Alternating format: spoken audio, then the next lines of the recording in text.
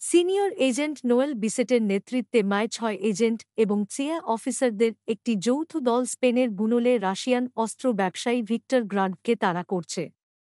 গ্রাডভ তাদের ছাড়িয়ে যায় এবং তার লোকেরা বিসেটের দলকে হত্যা করে এবং অ্যাংলোস্ফিয়ার গোয়েন্দা জোট 5 আইস দ্বারা ব্যবহৃত বিশ্বব্যাপী নজরদারি প্রোগ্রাম অ্যাথলনের সাথে একটি সংযোগ অর্জন করে। এদিকে ব্রিটেনের প্রধানমন্ত্রী স্যাম ক্লার্ক নবনির্বাচিত মার্কিন যুক্তরাষ্ট্রের রাষ্ট্রপতি উইল ডেরিঞ্জারের কাছ থেকে রাষ্ট্রীয় সফরে আসেন, যিনি একজন প্রাক্তন অ্যাকশন চলচ্চিত্র তারকা।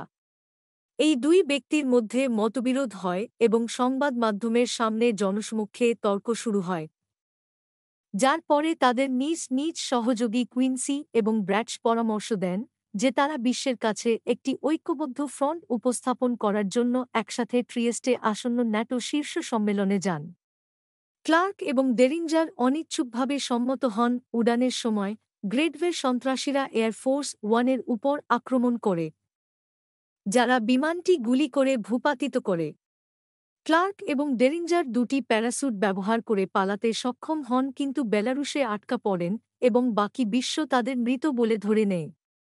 তাদের ভেতরের কেউ গ্র্যাডভের কাছে তাদের বিশ্বাসঘাতকতা করেছে বুঝতে পেরে দুই ব্যক্তি এক বন্ধুত্বপূর্ণ বেলারুশিয়ান মহিলার সাথে পোল্যান্ডে যাওয়ার জন্য একটি যাত্রায় যোগদান করে এবং ওয়ার্সতে সিআইএ অফিসার মার্টি কমারের কাছে আশ্রয় নেয়। গ্রাডভের লোকেরা খুনি সাশা এবং ওলগার নেতৃত্বে গোপন আস্তানায় আক্রমণ করে এবং কমারকে সম্ভবত হত্যা করা হয়। ক্লার্ক এবং ডেরিঞ্জার বিসেটের সাহায্যে পালিয়ে যায়, যিনি স্পেনে গ্র্যাডভের আক্রমণ থেকে বেঁচে গিয়েছিলেন। বিসেট ক্লার্ক এবং ডেরিঞ্জারকে বলে যে গ্র্যাডভের হ্যাকার হ্যামন্ড এচেলনে প্রবেশ করে এবং জাতীয় নিরাপত্তার ফাইল জনসাধারণের কাছে ফাঁস করে দেওয়ার কারণে ন্যাটো শীর্ষ সম্মেলনটি লাইনচ্যুত হয়েছে। ডেরিঞ্জার আরও জানতে পারে যে ক্লার্ক পদপ্রার্থী হওয়ার সিদ্ধান্ত নেওয়ার আগে ক্লার্ক এবং বিসেট সম্পর্কে ছিলেন। তিনজন ট্রেনে ইতালিতে শীর্ষ সম্মেলনের জন্য যাত্রা শুরু করে, যেখানে গ্র্যাডভের আরেকজন হত্যাকারী তাদের আক্রমণ করে। গ্র্যাডভের জন্য কাজ করতে বাধ্য হতে ক্লান্ত হ্যামন্ড হত্যাকারীকে হত্যা করে, কিন্তু এই প্রক্রিয়ায় মারাত্মকভাবে আহত হয়। সে তিনজনকে ক্রোয়েশিয়ার জাদারে তার প্রাক্তন অফিসে যেতে নির্দেশ দেয়।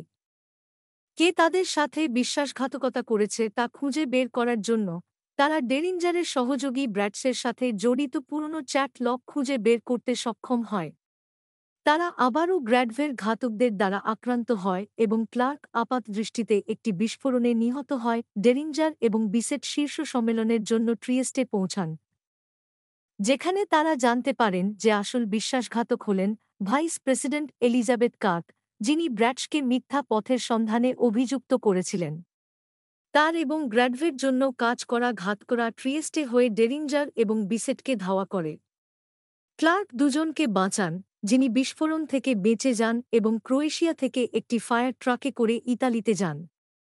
ধাওয়া করার সময় দুর্ঘটনাক্রমে তার গ্রেনেড লঞ্চার বিস্ফোরিত হলে ওলগা নিহত হয় এবং কার্কের হাতে ন্যাটো ভেঙে যাওয়া রোধ করার জন্য ত্রয়ী সময়মতো শীর্ষ সম্মেলনে পৌঁছায়। ডেরিঞ্জার তার মুখোমুখি হন, কিন্তু গ্র্যাডভ তাকে গুলি করে হত্যা করেন, যার ঘাতকরা শীর্ষ সম্মেলনে আক্রমণ করে।